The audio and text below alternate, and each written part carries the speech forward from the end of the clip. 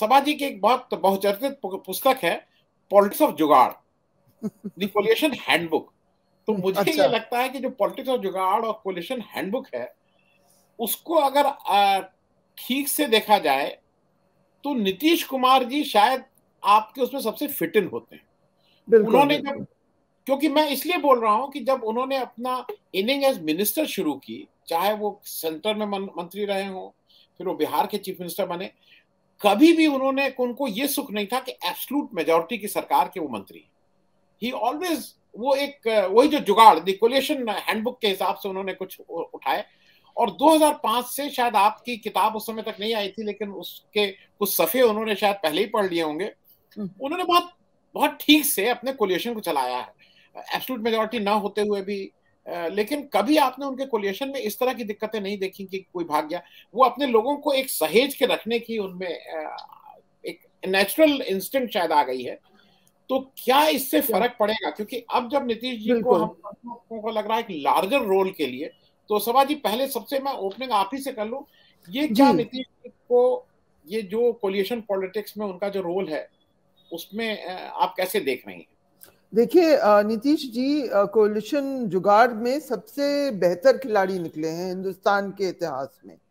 और इसकी एक वजह भी है, मैं जानती भी हूँ उन्हें, क्योंकि सालों तक, हालांकि हमारा दिल्ली में तो मैं पली हूँ, लेकिन हमारा नाता तो उत्तर प्रदेश से है, गांव वाँव वहीं पे है। लेकिन सबसे ज्यादा रिपोर्टिंग, ज्यादा नहीं मैं कहूंगी, सबसे एजुकेटिव रिपोर्टिंग हमने बिहार में की थी।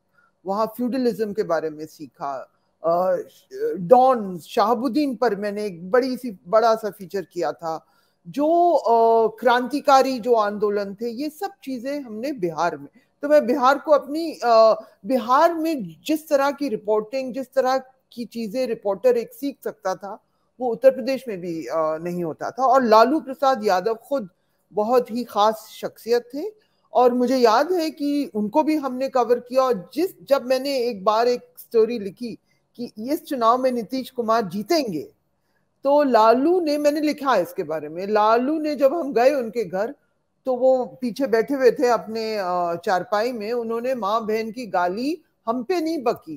कहा कि कहाँ कहाँ से ये दिल्ली वाले आ जाते हैं, वो हमें जानते थे, कहाँ कहाँ बकवास लिखते रहते हैं। और आई वॉज शॉक्ड। अभी तक गाली सोशल मीडिया में सुनी है, लेकिन वो तो मुंह से सुन ली। वो अपने आनी रोड में पीछे बैठते थे, और मैं गाली को रिपीट नहीं करूंगी, लेकिन उनकी, फिर वो हार गए, फिर 6 महीने प्रेसिडेंट रूल हुआ, फिर से नीतीश आए, फिर से नीतीश जीते, तो हमने सही लिखा था।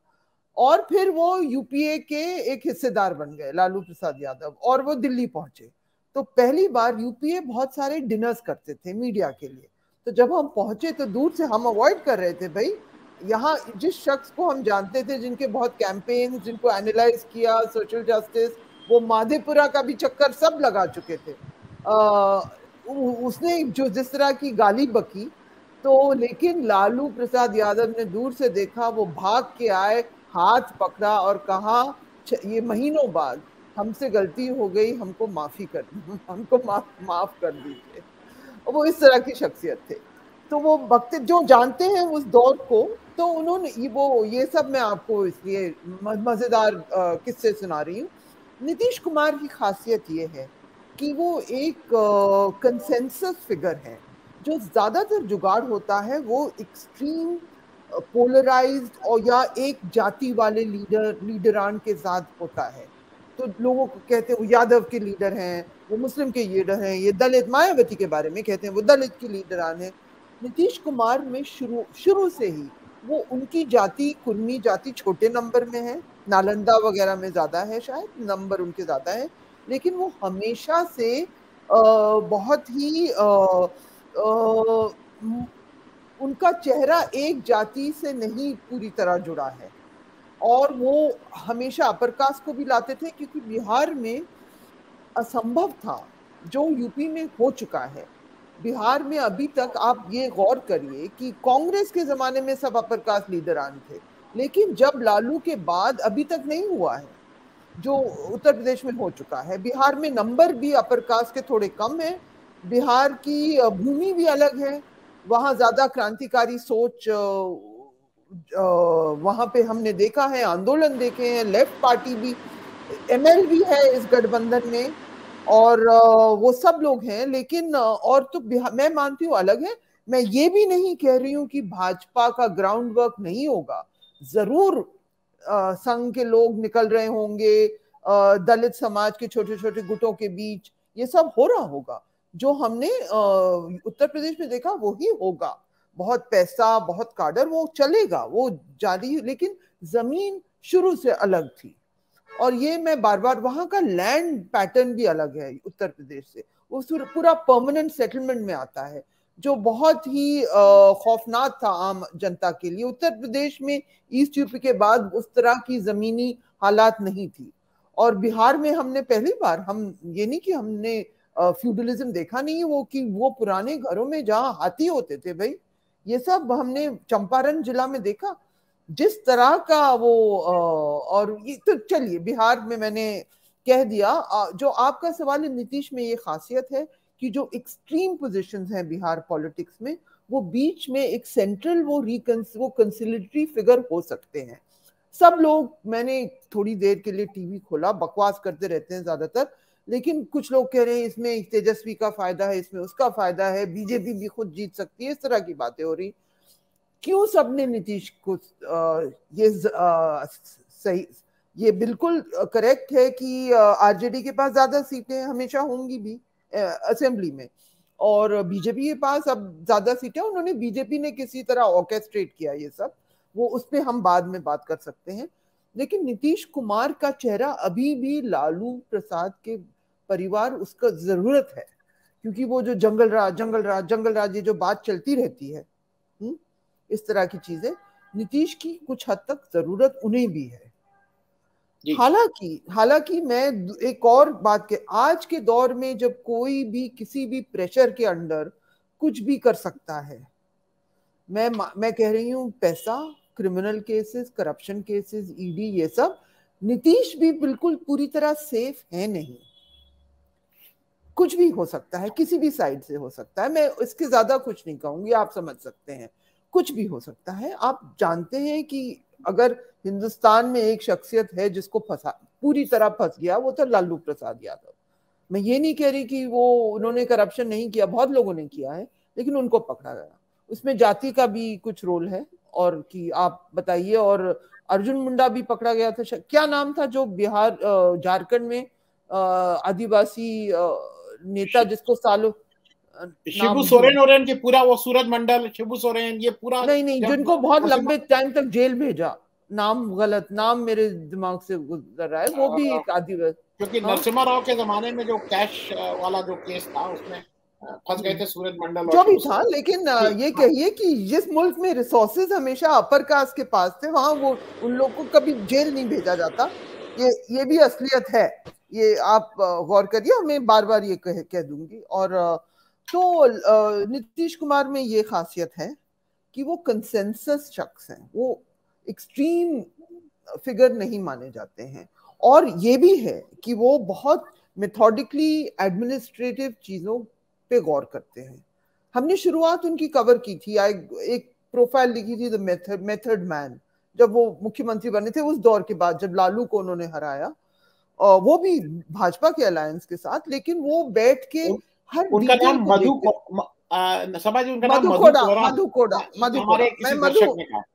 मधु कोड़ा सही नाम है ये।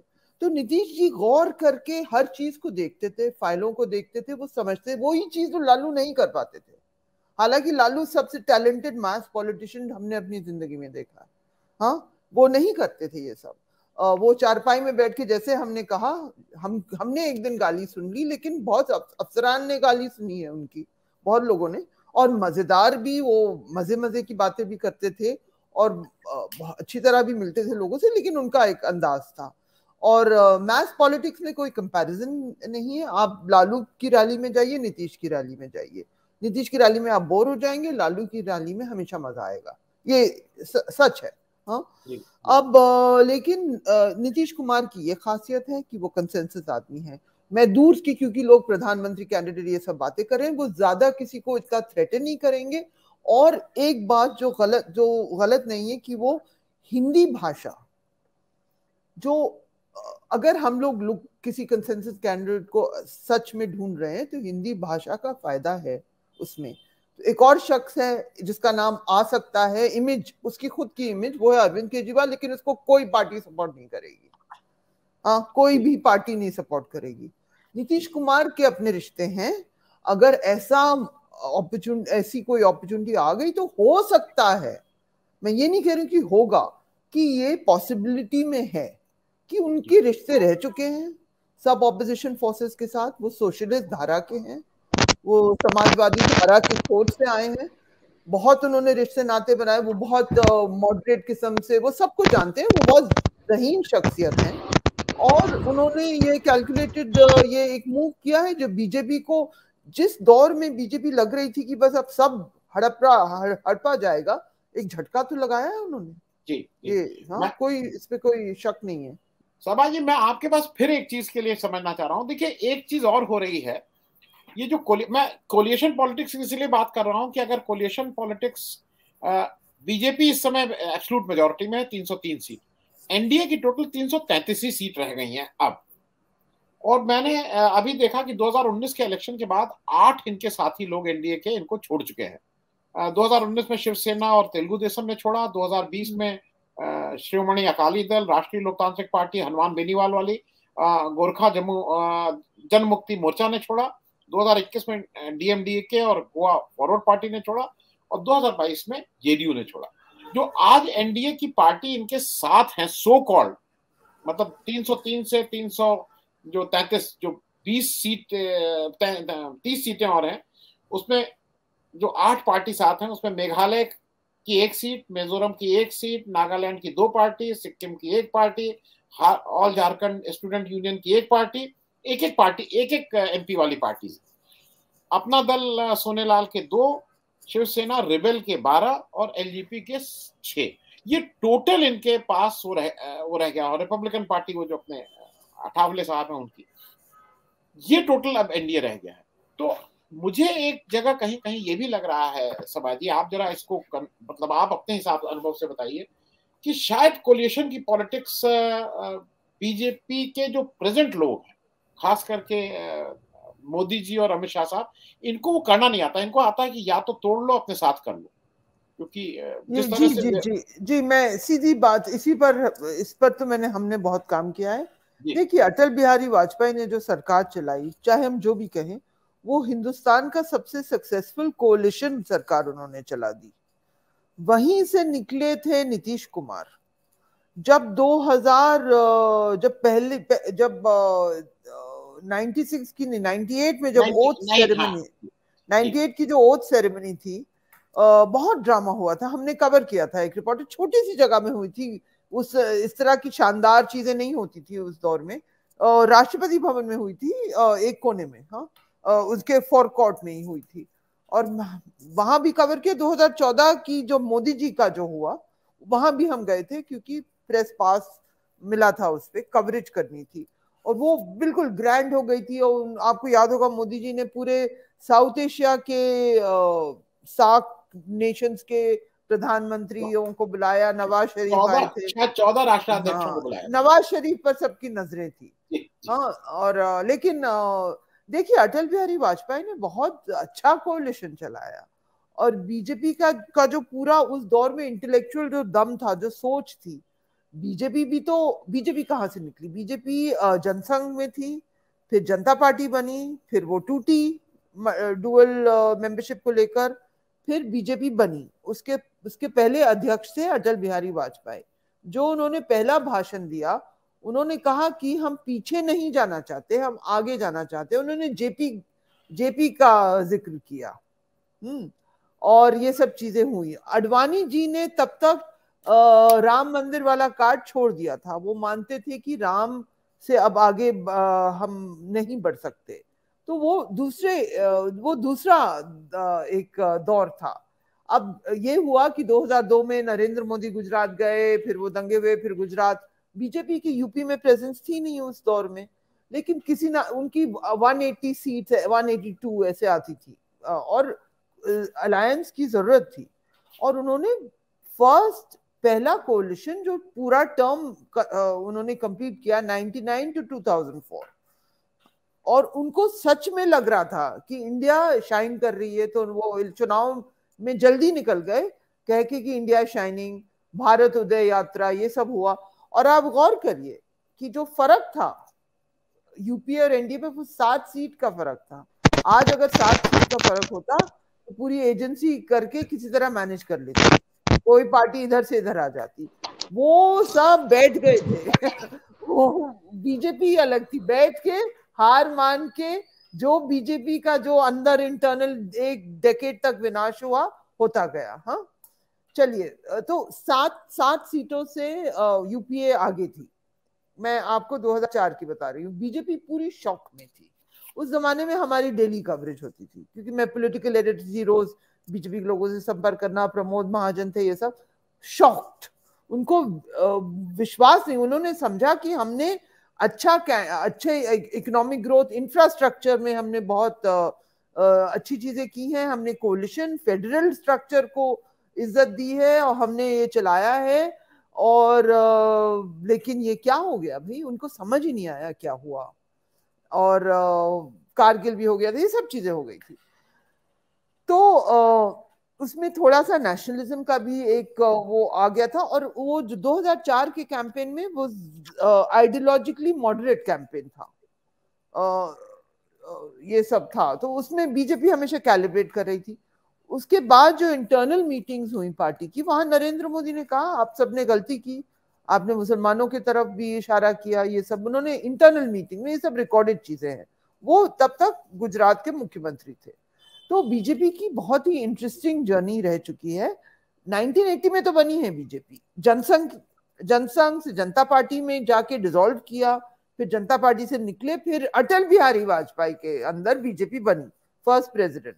फिर वहां 2 सीटें आई, फिर लाल कृष्ण आडवाणी गए और उन्होंने राम रथ यात्रा निकाली, फिर उन्होंने कहा अरे ये तो सबसे अफसोसनाक दिन है हमारा। तो वो अलग दौर था।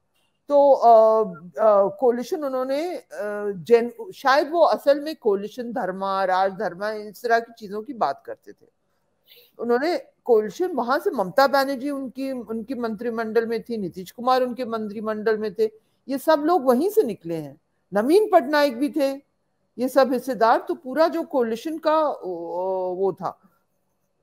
तो आपका पूरा सवाल मैं समझ नहीं पाई कि कोलिशन बीजेपी, ये वाली बीजेपी तो ऑपोजिट। और इसमें इंटरेस्टिंग बात यह है कि जब मोदी जी ने अपने 2013 में यात्रा शुरू की प्रधानमंत्री पद के लिए, शुरू में उन्होंने फेडरल स्ट्रक्चर की बहुत बात की थी कुछ शुरू के स्पीचेस में, फिर वो जीत गए, उसके बाद सब बदल गया और उनका गुजरात मॉडल इंडिया मॉडल बन गया। और उन्होंने पूरी तरह, अब जो उद्धव ठाकरे, शिवसेना ने सबसे पहले देख लिया क्या होने वाला है, कि बीजेपी अपने एलाइज के कॉस्ट पर बढ़त पाती है, इसलिए उन्होंने छोड़ा, उन्होंने अपना रास्ता निकालने की कोशिश की। महाराष्ट्र, लेकिन क्योंकि देखिए उत्तर प्रदेश और महाराष्ट्र 2 स्टेट्स ऐसे हैं, मैं मानती हूं कि ईडी का रोल दोनों स्टेट्स के परिणाम जो इस साल हुए दोनों में है।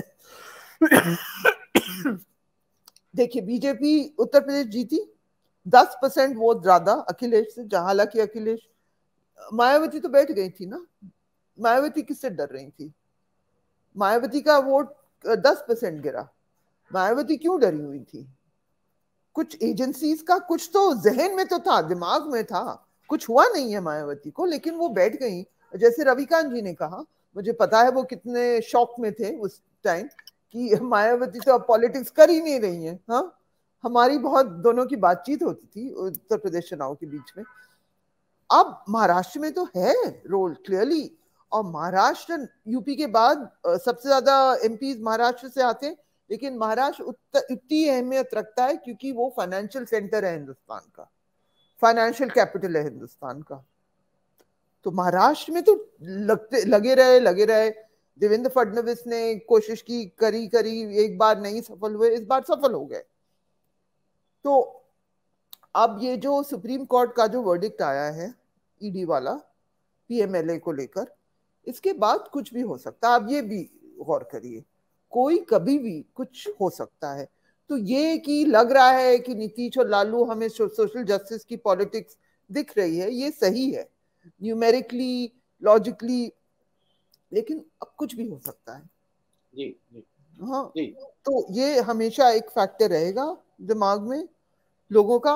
मैं मानती हूँ, मुझे पता नहीं मायावती के दिमाग, लेकिन वो बैठ गई थी, वो निकली नहीं मैदान में। आप लोग सब जानते हैं क्या वजह थी।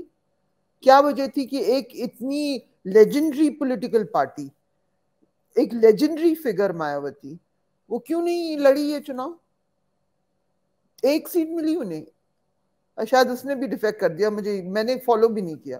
एक सीट, 400 में से एक सीट मिली।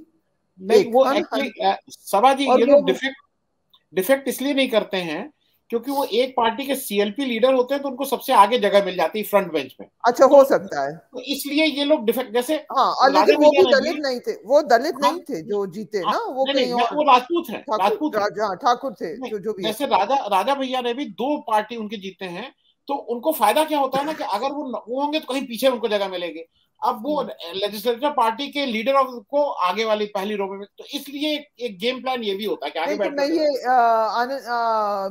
आनंद जी, मैं ये कहने की कोशिश कर रही हूँ कि जो हमें सोशल ग्रुप्स, अरिथमेटिक, कास्ट, इसके बावजूद भी दूसरी चीजें हो रही हैं पॉलिटिक्स में, ये भी एलिमेंट्स हैं।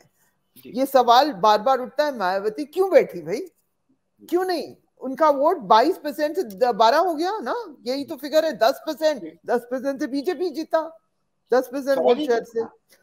जो आपने बात उठाई है, मैं अपने दर्शकों को भी बता दूं कि ये बीजेपी और वो उस बीजेपी का फर्क याद दिलाने के लिए मैं बता दूं कि 98 के बाद हमारे Atal Bihari Vajpayee vote of confidence हार चुके थे, तब करगिल हुआ था। और सिर्फ उन्हीं के एनडीए नहीं, ऑपोजिशन भी उनके पीछे खड़ा हो गया था। मतलब जब करगिल हुआ था तो इस देश में केयर टेकर प्राइम मिनिस्टर थे, he was not a regular prime minister. एक वोट से वो हारे, एक वोट से वो हारे। मैं उस दिन सांसद में थी। हाँ, लेकिन करगिल के पीछे पूरा ऑपोजिशन भी उनके साथ खड़ा हो गया। बिल्कुल। कारगिल में तो उनके साथ सब थे। और लेकिन आप गौर करिए, एक वोट से वो हारे थे, फिर से वही सीट आए 182, वही बीजेपी की उतनी ही सीट आए। सॉरी, 7 सीट से हारे वो। आज सोच सकते हैं कि 7 सीट के हारो बिल्कुल बैठ गए डिप्रेस्ड होके। लेकिन समझिए, मैं थोड़ा एक दूसरे ढंग से देखता हूँ उस 2004 की हार को। ऑनेस्टली स्पीकिंग, जो मैं जितना समझा हूँ, मैं इस तरह से देखता हूँ कि इस देश का जो लार्जर कैनवस है ना, उसने 2002 के गोधरा की वजह से 2004 बीजेपी हारी थी, जो प्राइमरली कारण। ये तो वाजपेयी जी, प्रमोद जी, ये सब मानते हैं। नीतीश भी ये मानते हैं, इसलिए नीतीश ने बाद में कहा कि हम नरेंद्र मोदी को एक्सेप्ट नहीं करेंगे। गुजरात में सीटें कम हुई थी, बिहार में। तो मैं ये बात इसलिए अपने दर्शकों को एक बार फिर से याद दिला दे रहा हूँ कि इस देश में वो रेजिलेंस है, वो कहीं ना कहीं सामाजिक न्याय की बात है। वो है कि अगर गोधरा हुआ है तो 2004 में बाकी जगह से हरा दिया गया है। तो आप ज्यादा उम्मीद मत करिए आनंद जी, मैं बिल्कुल ज्यादा रेजिलिएंट